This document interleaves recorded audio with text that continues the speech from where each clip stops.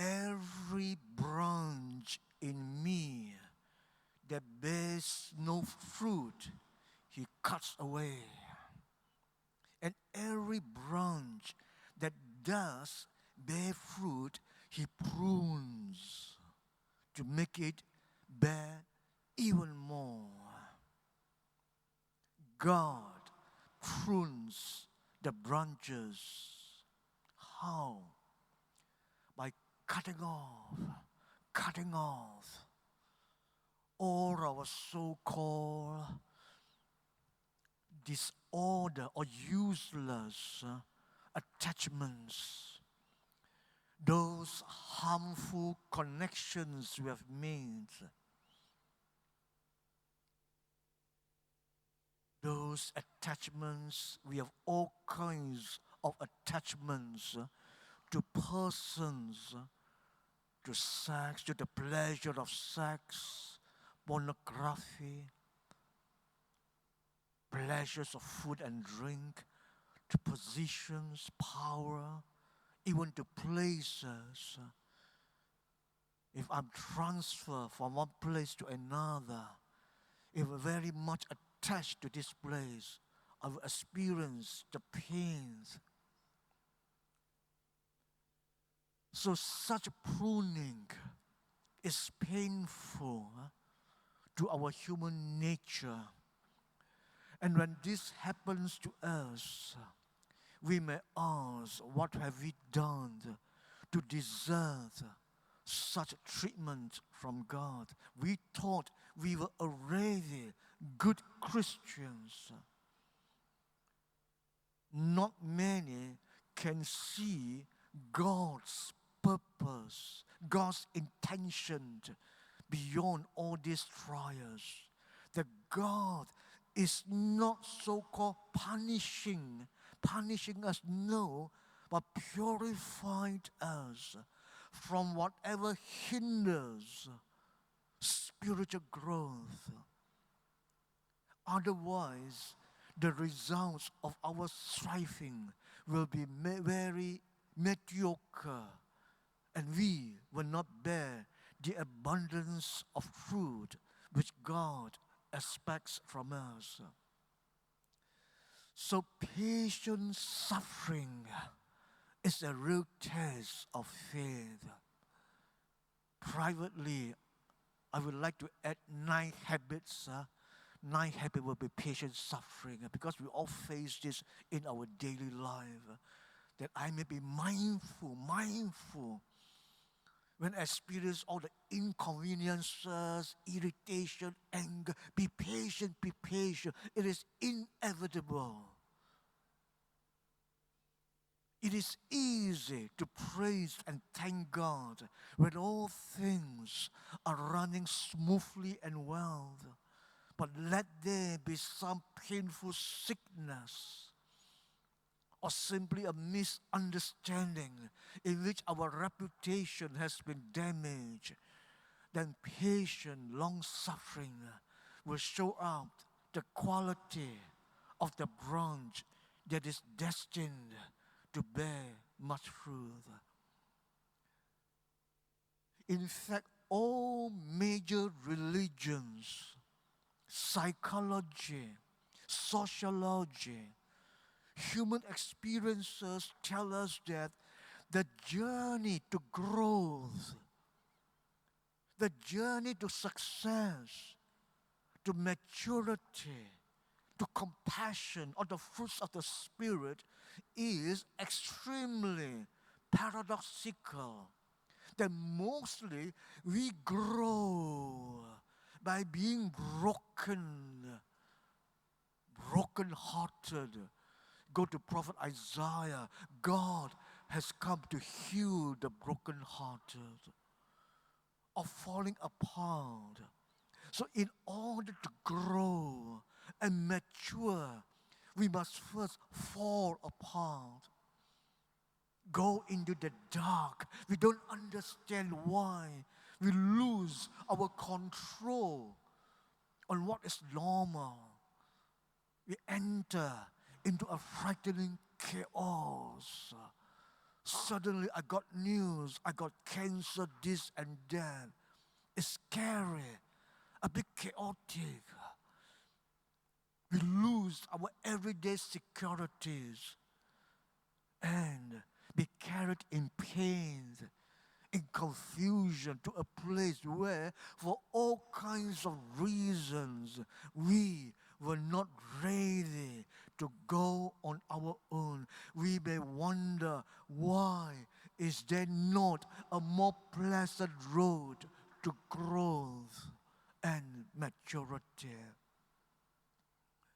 A psychologist by the name of James Hillman, he answered this with this image. He said the best wine have to be aged in a crack old barrel. So too, the human soul, it mellows.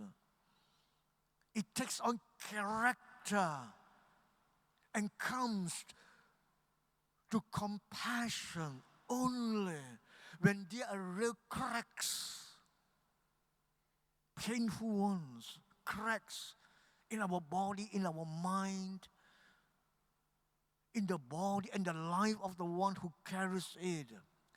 Because he says our successes will bring us glory, while our pains bring us character, real Christian character and compassion. Pain, and sometimes only pain, serves to mellow and sanctify our soul. But then every instinct inside us receives this wisdom. We don't like living in tension. We try at all costs to avoid pain. We fear chaos. Even in our parish, a bit of misunderstanding, a bit of chaos. Some of us feel disturbed. Doesn't matter, it's normal. We learn and grow from it. Of course, we are ashamed of our humiliations. We panic when our old securities fall away. We lost our job and so on. We are left in the dark, unsure of things. So our natural instinct is to get out of the darkness and tension as quickly as possible, even before the pain has had its chance to mellow our souls, to purify our hearts, and bring us to a deeper growth in maturity, in character, in compassion. This pepper preacher, our Capuchin father, Renorio Candelamessa, he uses the image of sculpture in the reflection about holiness. He says, holiness is also like a sculpture.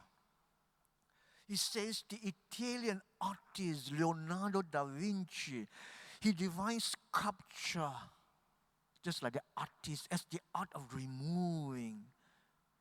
The other arts consist in adding something, adding color to the canvas, stones on stone in architecture, note after note in music. All this sculpture consists of removing, of taking away the pieces of marble that are in excess, not necessary. Only sculpture, so that the figure can emerge.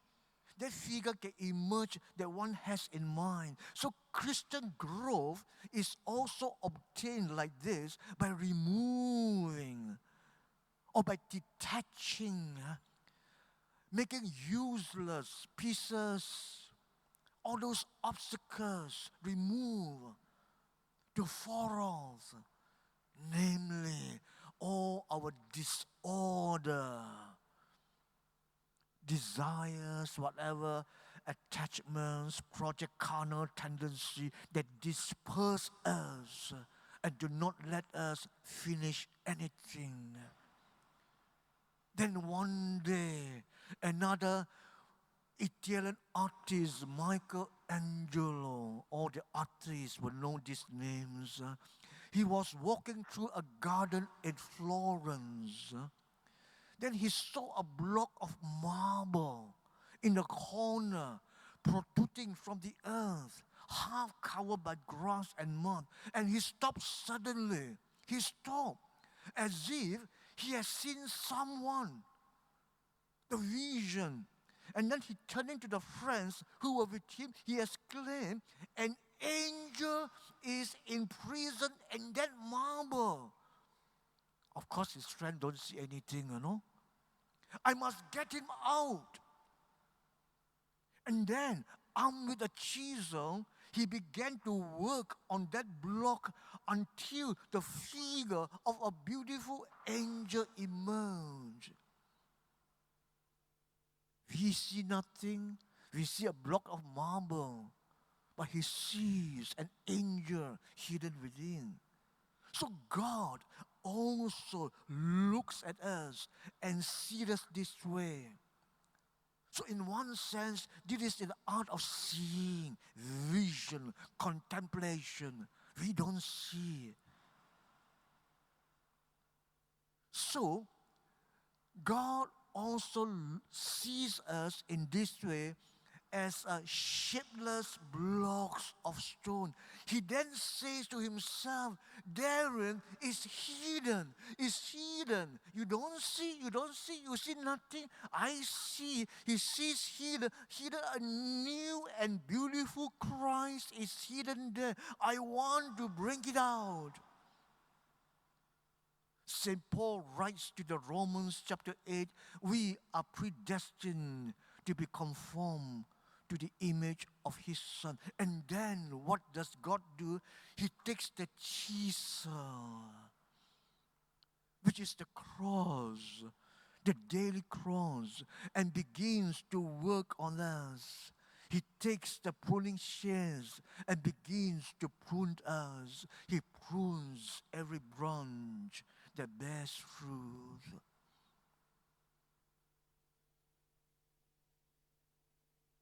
So sisters and brothers, we don't have to worry thinking what special painful crosses God may send us for our pruning, for our purification and sanctification. Normally, He does not add anything to what life presents us, our daily life, in terms of suffering, effort, tribulations. All these things serve for our purification and deeper growth in maturity and compassion and Christian character. But again, through our daily cross, I mentioned daily cross. Sometimes sickness, strategies strike us. We don't understand God. Why does this happen to me? Why does this tragedy happen to my family? We don't understand. We question God. Then doubt. We doubt God. We doubt God's love. We doubt God's goodness. You feel with anger.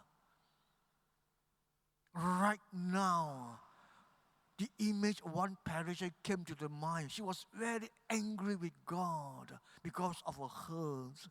I'm very angry with God. I don't even go to church. That is the vertical dimension, vertical, our relationship with God.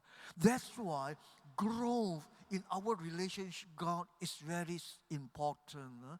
The practice of daily prayer and meditation on the Word of God. Stay closely connected with God. Today, Jesus said, whoever remains with me, unless you remain in me, with me in him, only then you will bear fruit in plenty. We only stay connected with God in the vertical dimension of daily prayer and daily Bible reading. That we grow in faith. We grow in faith. We grow in love with God. Short of that, any little things we don't understand, we will complain. And then the other one, equally challenging, our horizontal dimension. A lot of our problem, our relationship, it is not easy to love one another. Not easy. We have broken relationships in the family, broken marriage, broken family. And we are challenged as Christians, no matter how difficult to love that person, it can be my spouse and so on, my friends, parish friends, that we are challenged to love and to serve. It's not easy. So a lot of our stress, our mental and emotional stress comes from relationship, and they are very challenging. And yet it is through all this, the living of the cross, both vertical and horizontal, through all this, that God served, purified us. That we are called to take all this as opportunity to learn and to grow in Christian character.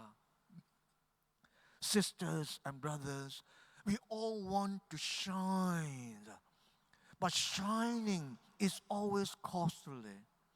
Light comes only at the cost of that which produces it. An unlit candle does no shining. So burning must come before shining. We cannot be of great use to others without cost to ourselves. Burning. Fire burns. The burning fire of the Spirit suggests pain and suffering. We want the glory without the pain of the cross, the shining without the burning. But crucifixion comes before coronation. Sisters and brothers, let us learn to give thanks when God prunes you and me to be more fruitful for Him. That these are opportunities. If there are any gifts that they cannot enjoy, any gifts that cannot be enjoyed, then the gift within that gift is opportunity, is kairos. Opportunity to learn and to grow.